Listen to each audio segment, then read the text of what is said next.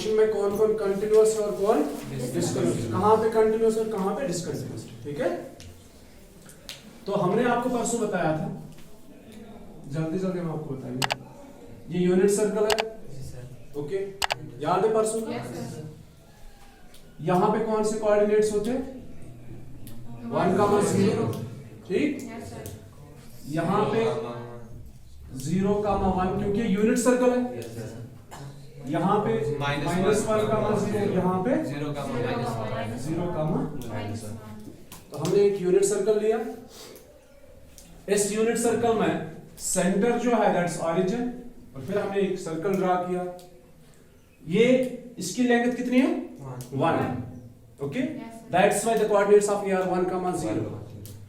ये इसकी लेंथ भी 1 है, द कोऑर्डिनेट्स ऑफ ये आर 0,1। Similarly -1,0 and 0,1। अगर हम रोटेट करेंगे, क्लियर? तो रोटेशन के बाद जो टर्मिनल साइड है उसका जो एंड पॉइंट है पॉइंट P, उसके जो कोऑर्डिनेट्स है a, B, ये जो a है ये cos का वैल्यू होता है, ठीक, चाहे एंगल कितना भी हो। से for example the angle is x, therefore cos x is equal to a and sin x is equal to b। ये आपने पढ़ा, ठीक। अब हमने पढ़ा था और क्वाड्रेंट एंगल किसको कहते हैं? Quadrant angle. Quadrant angle is in the form of n π/2। किस फॉर्म में होता है? n/2। Every quadrant angle is an integral multiple of π/2। Quadrant angle सारे राइट एंगल से ही बनते हैं, ठीक। से फॉर एग्जांपल अगर हमने रोटेट किया तो इट्स 1 राइट एंगल, मतलब 1 π/2, और रोटेट करेंगे तो 2 राइट एंगल, 2 राइट एंगल्स, ठीक है, it's 2 π/2। What's remaining? It's pi, ठीक। Then it is 3 right angles, 3 π/2। Then it is 4 right angles, 4 π/2। यहां पे कैंसिलेशन होगी तो 2 π, ठीक है। अब जल्दी जल्दी से कुछ चीजें रिपीट करते हैं। देखो क्या, अगर से फॉर एग्जांपल, अब आप जल्दी बोलो, व्हाट्स दिस? इट्स π/2, ठीक है। What is this? 3 π/2। 1 2 3 π/2। अब देखो π/2s कहां पे बन रहा है? यहां पे π/2s बन रहे हैं। समझ आ रहा नहीं आ रहा? π/2, 3 π/2, π/2s, then it is 5 π/2, ठीक है। then it is 7 π/2। अगर आप क्लॉकवाइज डायरेक्शन में भी जाओगे, π/2 ये नेगेटिव रहेगा, -π/2, then it is -3 π/2, then it is 5 π/2, then it is 7 π/2। तो π/2s में जो टर्मिनल साइड होता है उनका टर्मिनल साइड या तो पॉजिटिव y एक्सिस होता है या तो नेगेटिव y एक्सिस होता है। Got it? से फॉर एग्जांपल अगर मैं आपसे कहूं 13 π/2, मुझे कोई बताएगा इसका टर्मिनल साइड कहां होगा? y एक्सिस पे। कहां पे? अब ये y एक्सिस या तो पॉजिटिव होगा या तो नेगेटिव होगा। You got it? अब बात करेंगे पाइल्स की।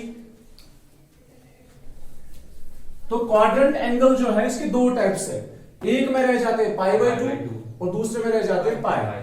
ये हमने ऑलरेडी पढ़ा है परसों। It's pi, half of the complete rotation. It's pi. What is this? 2 π। What is this? Then 5 pi, ठीक है। अब ये पाइल्स जो है ये कहां पे ठहर जाते हैं? x एक्सिस x एक्सिस पे, कभी नेगेटिव एक्सिस कभी positive x axis. You got it? तो इस क्वाड्रेंट एंगल के दो हिस्से हैं, एक जिसमें π/2 रह जाते हैं और उनके साथ कौन सा नंबर रह जाता है? Odd number. और कभी पाई है उनके साथ सारे नंबर्स रह जाते हैं, 1 π, 2 π, 3 पा, 4 π, 5 π एंड सो ऑन। समझ आया? दूसरी एक बात, 2n + 1 π/2। अब देखो, किसी भी पॉइंट P के या सर्कल का कोई भी पॉइंट जो उसके कोऑर्डिनेट्स होंगे वही होते हैं value of cos and sin। You got it? Yes sir. ठीक है, इसको हमने डिराइव भी किया है। अब मुझे बोलो कुछ क्वाड्रेंट एंगल्स पे हम वैल्यूज निकालेंगे। It is sine of 0, sine 0 radian या 0 डिग्री, जो मर्जी बोलो, साइन 0 कॉस 0। ये कौन सा एंगल है? क्वाड्रेंट एंगल है ना, quadrant, initial side and terminal side, X axis है, तो it's quadrant angle. Then it is sine 90, 0 के बाद कौन सा एंगल है? 90, then it is cos 90, then sin pi, cos pi, then it is sin 3 pi by 2, 3 right angles, then it is cos 3 pi by 2, यही तो main angles है, इन्हीं पे सारे वैल्यूज आ जाएंगे। then it is sin 2 pi and cos 2 pi, you got it? Yes sir. बाकी रहे कौन सा एंगल्स? एक्यूट या ऑब्ट्यूस या वगैरह वगैरह, मतलब जो क्वाड्रेंट एंगल नहीं है, जिनको एंगल इन क्वाड्रेंट कहते हैं। मिसाल के तौर पर अगर हमारी रोटेशन यहाँ पे कंप्लीट हुई, कोई मुझे बताएगा कितना एंगल बना? अगर मान लो ये 30 है यहाँ तक, 90 plus 30, एक बन गया 360, 360 ठीक, प्लस 90 प्लस 30 कितना बना? 400,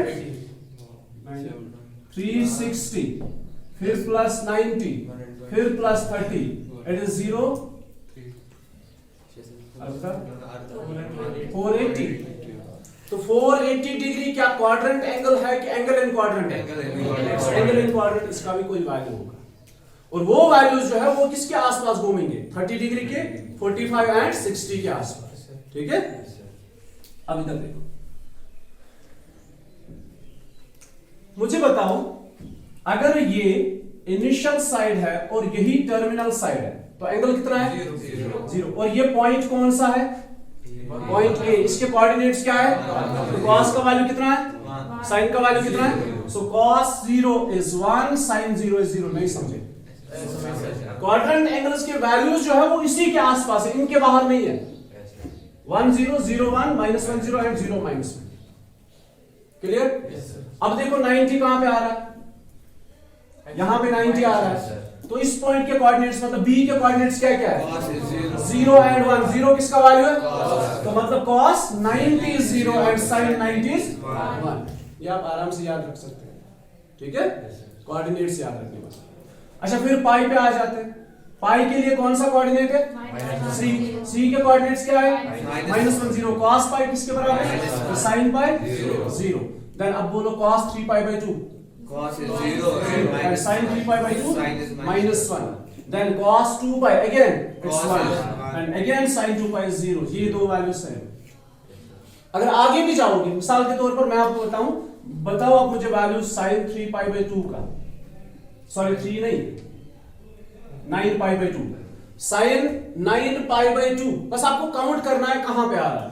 देखो 1 2 3 सॉरी 1 3 5 7 9, 9 is here। अब बोलो sin 9 pi by 2 का वैल्यू कितना होगा? 1 होगा, ठीक? समझ आ रहा है नहीं आ रहा? sin 9 pi by 2 is 1। Clear? तो जितने सारे वैल्यूज क्वाड्रेंट एंगल, मिसाल के तौर पर अगर होगा sin of 100 pi, तो आप आराम से वैल्यू निकाल सकते हैं, ठीक है?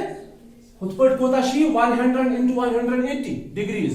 अगर डिग्रीज की बात करेंगे, इट्स 18000, इतने डिग्रीज, 18000 डिग्रीज का वैल्यू भी आप निकाल सकते हो, ठीक है? 100 कहां से आएगा? देखो 1 पाई 2 पाई, तो और इवन यहां से आ रहा है 1 पाई 2 पाई 3 पाई, दैट इज 4 पाई। तो 100 तो यही से आएगा। तो 100 अगर यहां से आ रहा है मतलब यहां से आ रहा है, तो साइन का वैल्यू कितना होगा? 0। और cos of 100 pi is 1। It's very easy, ठीक? अगर क्वाड्रेंट एंगल हो तो क्वाड्रेंट एंगल्स पे ही हमारे ग्राफ्स बनते हैं, और इन्हीं पे हम डिसाइड करते हैं फंक्शन कंटिन्यूअस है या डिसकंटिन्यूअस है। अब आप यहां ध्यान रखो, अब आपने वैल्यूज याद रखे। तो क्वाड्रेंट एंगल किस फॉर्म का होता है? n pi by 2। Every quadrant angle is of the form in n pi by 2। और ये दो हिस्सों में तकसीम होते हैं, एक जिनका टर्मिनल साइड y एक्सिस होगा और एक जिनका टर्मिनल साइड x एक्सिस होगा। Got it? तो जिनका टर्मिनल साइड एक्स एक्सिस होगा उनके साथ पाई रह जाएगा 1 पाई 2 पाई 3 पाई, और जिनका टर्मिनल साइड वाई एक्सिस होगा उनके साथ पाई बाई 2 रह जाएगा, और वो भी ऑड नंबर के साथ 2n+1 is an odd number. Got it? बूझ दो प्यार। जब साइन का वैल्यू 0 होता है ना, कॉस का वैल्यू कभी भी 0 नहीं होगा। क्लियर? अब देखो, और जब कॉस का वैल्यू 0 होगा साइन का वैल्यू कभी 0 नहीं होगा, क्योंकि कोऑर्डिनेट्स चार जो बने ना वो ऐसे बने, या तो वो 1,0 है, या तो वो 0,1 है, या तो वो -1,0 है, और इट इज 0,-1। तो कहीं पे 0 0 है। अगर कहीं पे 0 0 है मतलब साइन और कॉस के दोनों के वैल्यूज एक बार 0 होंगे। ठीक है? तो जब साइन का वैल्यू 0 होगा कॉस का वैल्यू 0 नहीं होगा, और जब कॉस का वैल्यू 0 होगा तो साइन का वैल्यू 0 नहीं होगा। उस टाइम पे साइन का वैल्यू या तो +1 होगा या तो -1 होगा। साइन का वैल्यू अगर 0 होगा तो कॉस का वैल्यू +1 और -1 हो सकता है, नेवर +2। क्लियर? अच्छा, अब मुझे बोलो साइन का वैल्यू कब 0 है? साइन का वैल्यू कब 0 है?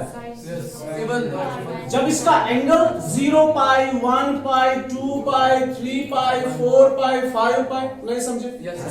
नेगेटिव भी यही है। ठीक है, नेगेटिव को इग्नोर नहीं करना। नेगेटिव थी -π, -2 पाई, -3 पाई, तो मतलब साइन का वैल्यू कब 0 होगा? जब x का वैल्यू n पाई होगा। ठीक है? अच्छा, cos का वैल्यू कब 0 है? देखो ये आपको याद रखना जरूरी है। ठीक है? cos का वैल्यू कब 0 होता है? जब इसका एंगल किस फॉर्म में होता है? देखो 1π/3, 3π/2, 5π/2, 7π/2, मतलब if the angle is 2n+, क्योंकि एंगल तो दो ही टाइप्स के है ना ये, तो साइन का वैल्यू इस टाइम पे 0 होगा और cos का वैल्यू इस टाइम पे 0 होगा। अब आपको वो भी रोटेशन भी याद नहीं रखने हैं। ठीक? अब आपको याद रखना है तो ये कि साइन का वैल्यू कब 0 होता है? when x is equal to n pi, and the value of cos is 0 when x is equal to 2n+1 π/2। You got it? Yes sir. अगर मैं आपसे कहूं cos of 15 π/2, what's the value? 0, because angle जब π/2 form में होगा तो cos का value क्या होगा? 0। अगर मैं आपसे कहूं sin of 180 पाई, तो n पाई जब भी आएगा साइन का वैल्यू क्या होगा? 0। ठीक है? ये आपको याद रखना। You got it? अब टेबल पे चलते हैं, तो टेबल से हम और वैल्यूज निकालेंगे।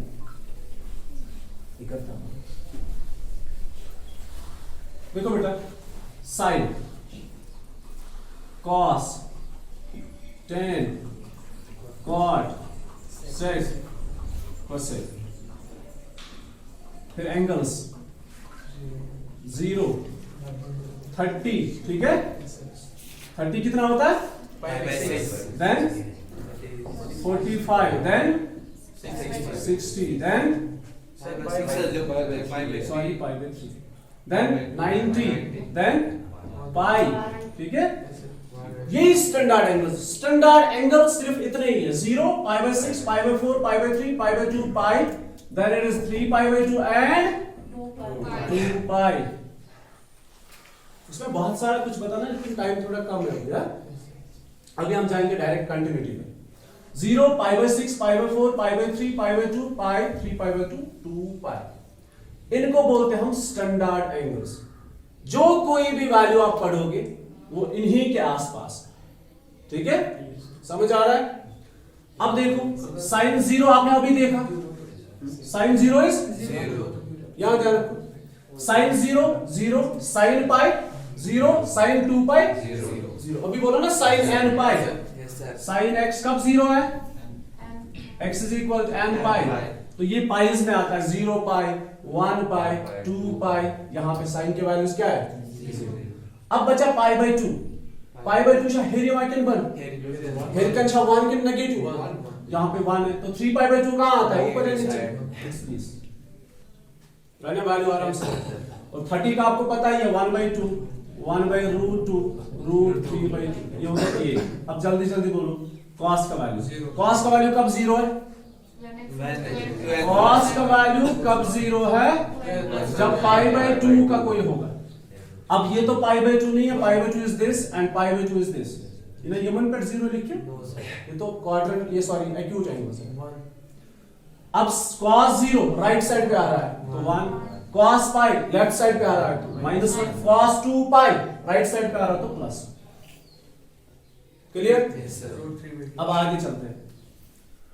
अब देखो tan का वैल्यू यहां पे ध्यान रखना और यही से हमारी कंटिन्यूटी पता चलेगी। tan होता है sin बाई cos, tan होता है Sin by cos. sin by cos। देखो sin और cos के क्वाड्रेंट एंगल्स पे, मैं इन एंगल्स की बात कर रहा हूं, क्वाड्रेंट एंगल, इनका छोड़ो, ठीक। साइन और कॉस का वैल्यू क्वाड्रेंट एंगल्स पे या तो 0 होता है या तो 1 होता है या -1, यही है ना। अब देखो या तो 0 है या 1 है या -1 है, ये तीन वैल्यूज होते हैं क्वाड्रेंट एंगल्स पे। किसके? साइन और कॉस के क्वाड्रेंट एंगल्स पे क्या क्या वैल्यूज होते हैं? आइदर 0 और इट्स 1 और इट इज -1। हो याद हुआ? ठीक। अब tan का वैल्यू चेक करते हैं क्वाड्रेंट एंगल्स पे। देखो दो चीजें हैं, न्यूमरेटर एंड डिनोमिनेटर। अब 0 पे ही फोकस करेंगे। अगर न्यूमरेटर 0 होता है शो गडनिची का चाहिए ये मासनु दोनों जहन 0 No, sir. है ना, ये कभी 0 पे 0 फॉर्म नहीं होगा। Yes, sir. क्यों? क्योंकि दोनों एक साथ 0 नहीं हो सकते। साइन और कॉस कभी भी 0 एक साथ नहीं है।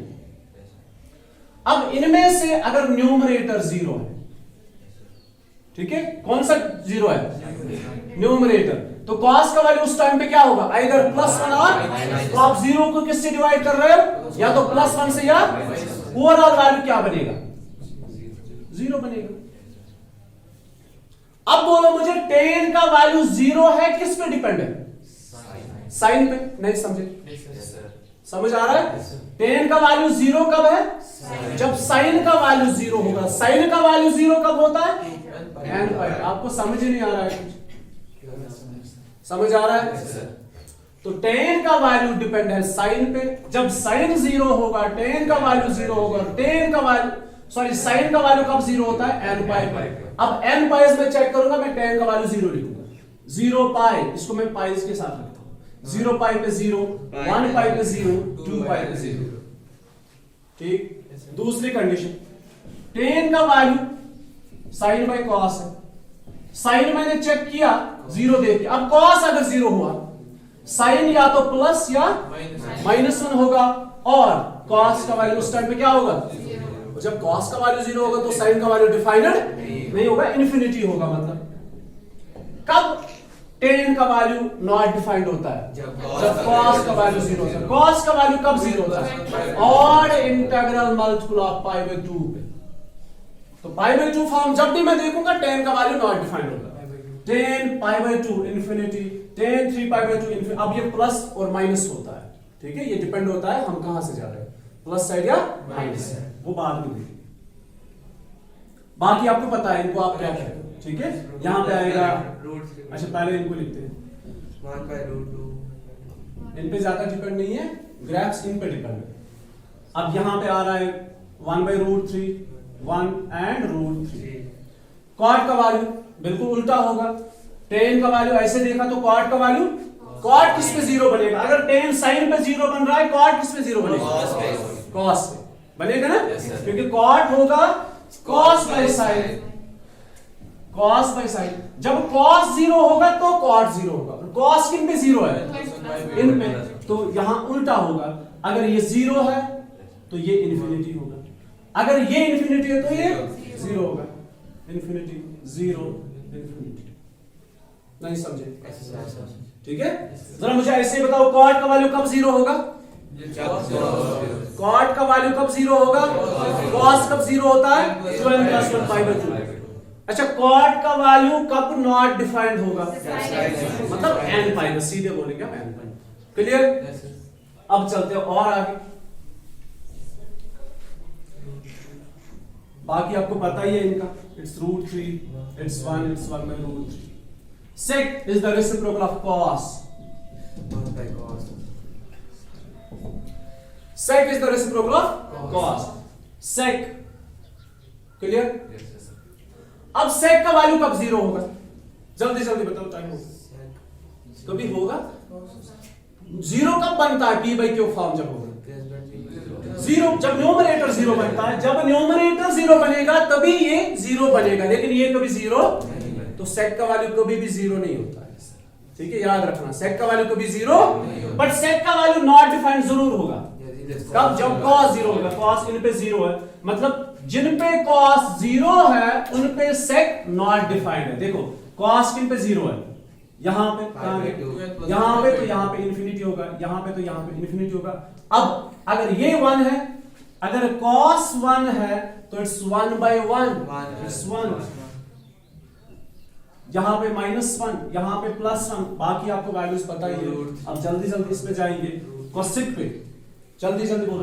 cosec sin पे डिपेंड है, sin 0 होगा तो ये इन्फिनिटी होगा, बाकी -1, यही +1 और बाकी आपको वैल्यूज पता है।